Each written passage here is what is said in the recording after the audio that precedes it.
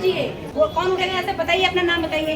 यहाँ पे कोई राजनीति नहीं है, ये हम सब एक तरफ से महापंचायत हो रही है। कौन बोलेगा अपनी बात, कौन रखेगा यहाँ पे? प्लीज बोलो बहनों। बिल्कुल नहीं डरने वाले धामी जी, मैं फौजी की बेटी हूँ और फौजी की पत्नी हूँ। सहकारिता मंत्री को भी समझा दीजिए कि हम अच्छे से उन्हें पॉलिटिकल साइंस से लेके अर्थशास्त्र तक समझा देंगे कैसे होता है, कैसे चलता है। प्लीज तो हम 4 धाम यात्रा बाधित कर देंगे। बिल्कुल कर देंगे। क्या आप क्या कर रहे थे उस वक्त जब यहाँ पे इतनी ब्रांचें खुल रही थी? कोरोना के टाइम पे एम्बुलेंस LUCC कंपनी ने प्रोवाइड करी थी। आपने क्यों ली? बेशरम हो गया आप। किसी से भी ले लोगे, फ्रॉड कंपनी से ले लोगे आप।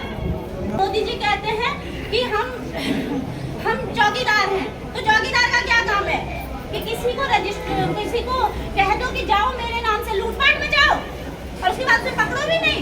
धन सिंह रावत जी, आप क्या कह रहे थे कि 2022 में हमने केंद्र को लिख दिया था कि एक इलीगल सोसाइटी उत्तराखंड में चल रही है। आपको पता था ये बात, तो आपने हमें क्यों नहीं बताया? आपको काहे के लिए बिठा रखा था वहाँ पे? अपनी 24% सैलरी बढ़ाने की। हम पढ़े लिखे हैं ना, हमारे पास रोजगार है, और हम अगर हम स्वरोजगार भी करते हैं, धूप में निकले हैं हम लोगों के घरों पे बहुत मुश्किल से हमने लोगों को तैयार किया है, और आज हमारा ही मजाक बनाया जा रहा है कि हमने पैसा क्यों लगाया। भाई तो आप क्या कर रहे थे? आपको जवाब देना होगा जनता को कि क्यों आपने ऐसा किया हम लोगों के साथ। अगर आपसे नहीं होता तो कुर्सी छोड़िए आप, हम आपको दिखा देंगे कि पैसा कैसे निकलेगा।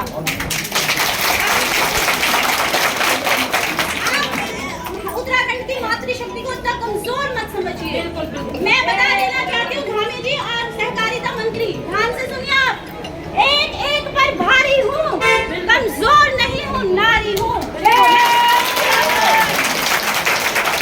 असल में नारी शक्ति होती क्या है? धामी जी, आपने एक माँ की कोख से जन्म लिया है, और आप लोगों की सैलरी तो एकदम से पास हो जाती है। भाई हमारे कानून क्यों नहीं पास होते? हम किसके पास जाएं? अगर आपसे नहीं होगा तो बात छोड़िए ना आप, हम बताएंगे आपको काम कैसे होता है। हम आपको दिखा देंगे, चैलेंज है आपको। अगर नहीं दिखाएंगे तो आप लोगों से मिले हुए हो, इसलिए आपकी मजबूरी है, हमारी नहीं है। हमारी कोई मजबूरी नहीं है, हमने किसी का 1 रुपया नहीं खाया है। हमारी जांच करें, हम कह रहे हैं हमारी जांच करें, लेकिन आप सामने तो आइए, शुरू तो कीजिए। आप क्या कर रहे हो आप? भाई आप आते हो चुपचाप निकल जाते हो। हमें आपसे रिक्वेस्ट करनी पड़ती है, 2 मिनट हमारी बात सुनिए, हम पीड़ित हैं, तो आप ऐसे हवा में निकाल देते हो। हमारे मुख्यमंत्री हैं आप कहते हो हम जनसेवक हैं। ये नहीं चल पाएगा, बिल्कुल भी नहीं चल पाएगा, और अगर ऐसा हुआ तो हम 4 धाम यात्रा बाधित कर देंगे। बिल्कुल कर देंगे। 4 धाम यात्रा हम नहीं होने देंगे। करोड़ों रुपये उत्तराखंड सरकार 4 धाम यात्रा से कमाती है। हम लोग ऋषिकेश वाले जानते होंगे, हम निकल नहीं पाते। ऋषिकेश में इतना जाम होता है, हम सहन करते हैं कि यार हमारे मेहमान हैं, हमारे हितों की रक्षा नहीं होगी तो फिर तो हम जाने देंगे ना, हम तो जाम कर देंगे पूरे ऋषिकेश को, आने नहीं देंगे किसी को। और आप लोगों को भी प्रण लेना होगा, अगर हमारे साथ गलत हुआ है तो चुपचाप नहीं बैठना है। या तो धामी जी कुर्सी छोड़ेंगे और या तो हमारा भुगतान करेंगे।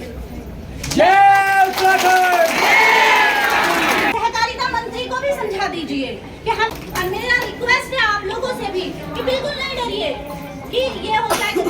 कोई कहता है कि हमें फायर कर लेंगे तो भाई हम फंस जाएंगे।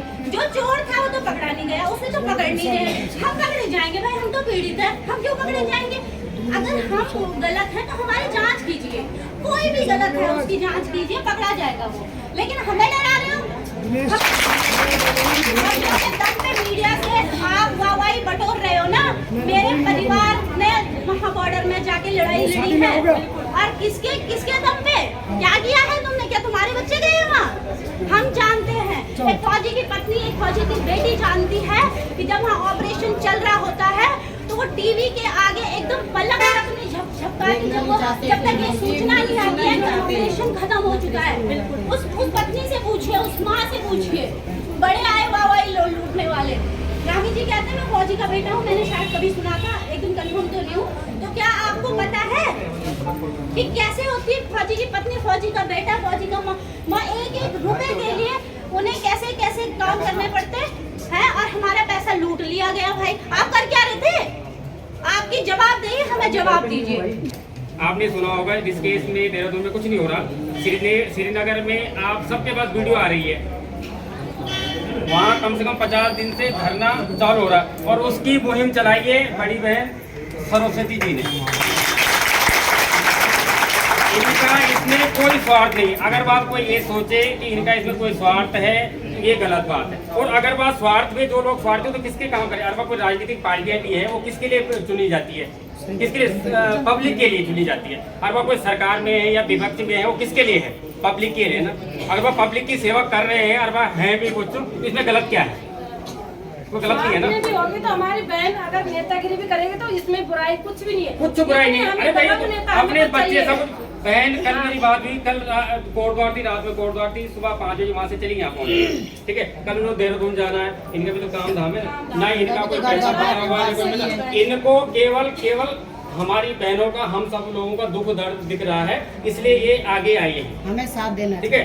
हमारा बहुत अच्छा किस्मत है जो ऐसे लोग हमारे बीच आए। मैं फिर भी कह रहा हूँ आप लोगों को, हमें वोट बैंक नहीं बनना है, ठीक है ना। हमें सरकार से जवाब लेना है। सरकार या तो पैसा दिलाए या जांच बैठाए, उन ठगों को यहाँ हमारे सामने लाए, उनसे पैसा दिलाए। ये बहनें जरूर पैसा दिलाएगी, पर आप लोगों को इनका साथ देना पड़ेगा।